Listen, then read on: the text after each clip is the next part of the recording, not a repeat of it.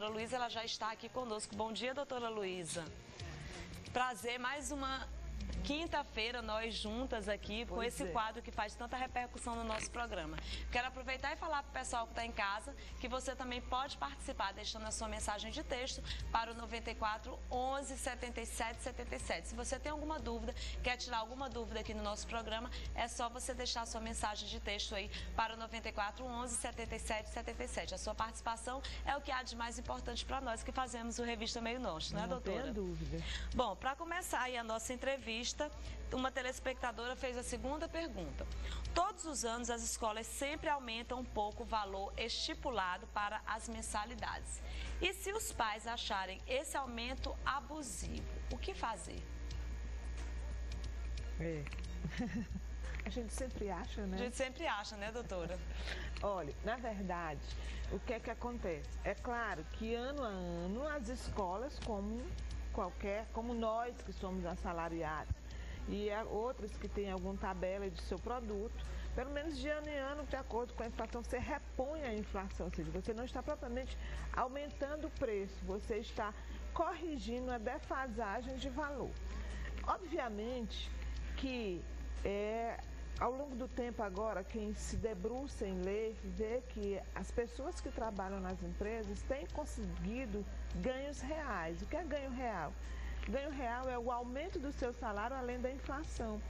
Então, quando você tem uma escola que está pagando mais um professor além da inflação, ela vai, obviamente, carregar esses valores, né, para a mensalidade escolar.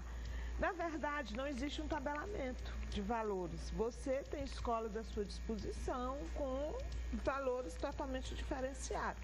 Agora, se você está numa escola, que o seu filho já estuda lá há muito tempo, e você está entendendo que aquele aumento é abusivo, é claro que você pode ir ao PROCON. O PROCON é onde você defende o seu direito lá como consumidora. Você é consumidor de um serviço escolar. E esse serviço escolar, obviamente, está incluso lá na lei de direito do consumidor. Então, você pode procurar o PROCON se você entende que esse aumento é abusivo. A escola ela pode aumentar a mensalidade mais de uma vez por ano? Não, ela aumenta uma vez por ano. Uma vez por ano? Uma vez por ano. Normalmente, você quando chega para fazer a matrícula, você já tem um valor, já está lá o novo valor acrescido, né? Pelo menos, como é que se diz? Aquele valor, ele já está dentro ele já é o valor real, com os aumentos que a escola vai ter, ou as obrigações que a escola vai ter durante o ano. Agora, a inadimplência, ela tem um índice muito alto, né, doutora Luísa? E acaba prejudicando as escolas, porque a escola tem que pagar professor, tem muitas contas para pagar. E a gente sabe que o índice de inadimplência é muito alto. Nesse caso, no caso das escolas, o que elas podem estar fazendo também? Porque a gente tem que ver os dois lados, né? Tem que ver os dois lados. Da escola, ela é uma prestadora de serviço, então ela pode lançar mão da lei, ou seja, da execução, de escrever o nome no SPC, algumas escolas fazem, outras não. Por quê? Porque elas são prestadoras de serviço, então elas precisam receber por aquele produto que ela lhe vendeu. Agora, se o aluno tiver inadimplente, doutora Luísa, e ele quiser se rematricular, a escola ela pode negar esse direito do aluno? Pode. Na verdade, o que é que acontece? Quando você matricula o aluno, seja na escola, por exemplo, vamos imaginar uma faculdade. Você se matricula na faculdade a cada 6 meses. Cada 6 meses. Então, o seu contrato acaba. É a mesma coisa do aluno. Você matricula seu filho hoje na escola, quando chega em dezembro, o contrato acaba. Para você renovar um novo contrato, é claro que a escola vai exigir que você tenha adimplido o contrato anterior. Então, você precisa ter pago o contrato anterior para você poder se matricular. Se você quiser mudar de escola sem pagar outra, pode? Pode. A escola não pode reter os seus documentos. Ela vai lhe dar a transferência. Mas aí a outra escola vai pedir para você uma declaração de que você está aqui lá. Se você não pagou, você não vai ter essa declaração. Então, você vai ficar com uma dificuldade de matrícula. E essa história de inadimplência, é bom que a gente diga, olha, todas as vezes que o inadimplente, obviamente, não cumpre com a sua obrigação, né, quem é que sofre com isso? São aquelas pessoas que adimplem com a obrigação. Por quê? porque os custos da inadimplência estão dentro do contrato daqueles que pagam religiosamente em dia. Agora, doutora Luísa, vamos combinar que as escolas estão realmente cobrando muito caro, né? Tem escolas em Teresina, gente, que o preço é mais alto do que o de uma faculdade particular.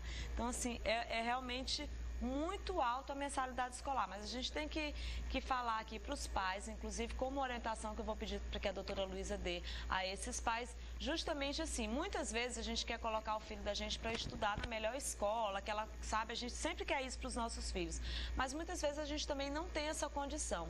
E a gente vê muito acontecer, o índice de inadimplência às vezes se torna muito alto, exatamente por isso, porque você coloca seu filho para estudar numa escola e que de repente você não pode pagar aquela escola. Então, o ideal é que ao você matricular o seu filho, você procure uma escola, tá? Que ela tenha uma mensalidade de acordo com o seu salário. Orçamento, não é, doutora Luísa? Porque a criança não vai sofrer, entendeu? Não vai ter esse problema de inadimplência. A criança não vai ter que estar recebendo aquelas cartinhas de cobrança, porque eles acabam recebendo, né? Mas não pode, né? Não pode, né? Mas recebem, né? Eu acho que tem escola que faz isso, viu, doutora Luísa? Tem inclusive uma telespectadora aqui que ela disse que na escola da filha dela ela está inadimplente, que inclusive a escola, ela recusa, tá, aos pais a fornecer a documentação necessária para ela transferir a criança para outra escola. Não, a escola não pode fazer isso. A escola não pode reter qualquer tipo de documento para o aluno, mesmo que ele esteja inadimplente. Por quê? Porque a lei oferece à escola instrumentos processuais para que ela cobre o adimplemento daquele contrato. Vamos combinar. Escola não pode reter documento de aluno, é proibido por lei.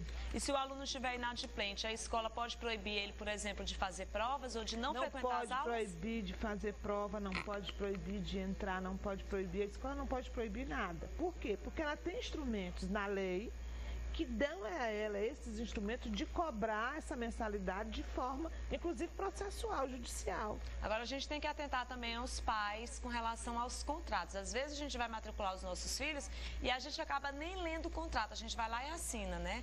Então, é preciso que você que está em casa nos assistindo agora, você vai matricular seu filho, preste atenção, leia o contrato, veja se você está de acordo com aquele contrato, se tem alguma regra do contrato que você não está de acordo, você também pode falar o que você está achando, porque eu acho que na hora de você assinar o contrato, depois que você assina, tchau. O que é que acontece? O contrato é como a gente fala. O contrato, nessas situações, a gente chama de contrato de adesão. São aqueles contratos em que você não discute as cláusulas. As cláusulas do contrato já vem pronto. Você adere àquelas cláusulas que estão ali. Então, o contrato está pronto. O fato de você não gostar de uma cláusula, a escola não vai mudar. Mas você pode pedir explicações, você pode contestar, mesmo assim você assinar, mas você precisa, leia. Não entendeu? Pergunte. Ele está explicando, anote do lado que ele está explicando, para não fazer nenhuma dificuldade de comunicação sobre a interpretação das cláusulas. Agora vamos mudar de assunto. Agora o assunto é material escolar. Muitos telespectadores nos enviando mensagem para falar exatamente, doutora Luísa, sobre a lista de materiais. Porque tem muitos itens que são utilizados nessas listas, né? Como folha de sulfite, tinta guache, caneta, borracha e outros em quantidade compatível que será utilizado durante todo o ano. O que as pessoas podem estar fazendo com relação a isso? O que a escola realmente pode cobrar e deve cobrar com relação ao material escolar dos alunos? Olha, na verdade, o Ministério Público ele tem uma lista do que não pode ser cobrado. Então, o que a gente já viu? Não pode ser cobrado papel higiênico, não pode ser cobrado cartolina, não pode ser cobrado pincel para quadro branco, que são coisas, ou seja, são objetos que a própria escola é que tem que fornecer. Pois é, mas as próprias escolas, elas insistem em pedir nas suas listas. Aqui eu tenho muitos telespectadores dizendo que na lista escolar dos filhos, elas continuam insistindo, inclusive papel higiênico, tá? Que não pode ser cobrado, mas elas continuam insistindo em colocar esses itens de higiene, de limpeza também. Exatamente. Então, o que você deve fazer? Você recebeu a lista do seu material escolar do seu filho e tem uma série de produtos que você não concorda, Embora você não tenha certeza se a escola pode pedir ou não, o Ministério Público, lá, o PROCON, ele tem uma lista daquilo que pode ser pedido e que você não pode fazer constar da lista de material escolar. Então, o que é que eu sugiro para você? Procure o Ministério Público, procure essa lista em que o Ministério Público ele separa o que pode e o que não pode ser, compare, e aquilo que é proibido, que o Ministério Público diz que não, você não deve fazer, você não leva. Quando chegar na escola, você olha, eu não trouxe porque você colocou na lista o material de que é obrigação da escola e não minha, pelo Ministério Público.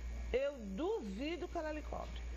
As pessoas têm que ficar atentas a isso, então, né? você vai no Ministério Público, o Ministério Público vai lhe fornecer essa lista, dizendo qual é o material escolar que costuma constar, fazer parte da lista de material escolar dos alunos, mas que não podem ser pedidos, não devem fazer parte. É obrigação da escola com aquele material e não do aluno. Então, de posse dessa lista, você só leva o material que efetivamente o aluno está obrigado a levar. Aquele que ele não está obrigado a levar, você não leva. Quando chegar lá e diz, olha, eu não recebo, você vai receber porque eu não sou obrigada a comprar esse material. Tem telespectador aqui também falando com relação ao uso do uniforme. Tem escola, doutora Luísa, que exige que o tênis seja totalmente preto. E muitos pais estão dizendo que não estão encontrando nas lojas o tênis completamente preto. Às vezes tem uma listrinha branca. E aí as escolas estão fazendo com que os seus filhos voltem para casa. Com relação ao uniforme escolar, o que a gente pode estar orientando aí os nossos telespectadores? Olha, na verdade, a escola pode pedir um uniforme, não resta a menor dúvida disso. Mas é uma questão de bom senso. Gente, as coisas estão tão caras. Se você tem um tênis em casa, preto, que tem uma listinha branca, por que você vai ter que comprar um todo preto para ir para a escola?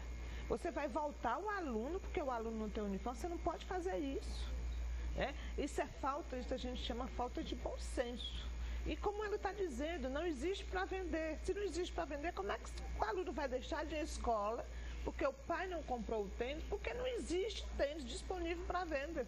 A escola, outra indagação aqui dos nossos telespectadores, dos nossos internautas que estão nos enviando mensagens, é com relação à escola, se ela pode cobrar os 12 meses. As pessoas realmente ficam indignadas com isso, né, doutora Luísa? Porque tem os períodos das férias, aí você tem realmente, para os pais, não existe esse período das férias, né? Eu digo no aspecto de financeiro, de pagar a mensalidade escolar, né? Porque já começa, em janeiro você já começa a pagar, ou seja, é legal se pagar os 12 meses? Claro, o serviço é um serviço continuado. Observe, o professor não sai a cada 4 meses da escola. O professor trabalha na escola 12 meses. Ele precisa receber o salário dele 12 meses, né? Então, aquela história de dizer assim, mas ele está de férias. Ele está de férias, mas a escola está trabalhando, a faculdade está trabalhando para receber aquele aluno de volta. Ela está fazendo planejamento, ele está fazendo as reuniões pedagógicas, então, eles continuam trabalhando para oferecer o melhor serviço. Então, escola é serviço de duração continuada. É a cada 12 meses, os contratos são a cada 12 meses. Bom, muito obrigada, doutora Luísa. Eu espero que a gente possa ter atendido aí os nossos telespectadores, né? Na próxima semana a gente ainda vai escolher o tema. Vai, mas à disposição. À disposição aí dos nossos telespectadores, né? Se quiserem dar algum tema e alguma sugestão para na próxima quinta-feira a doutora Luísa falar aqui no quadro Direitos e Deveres, só você mandar mensagem para o 94 11 77 77. Deixa eu mandar um beijão aqui para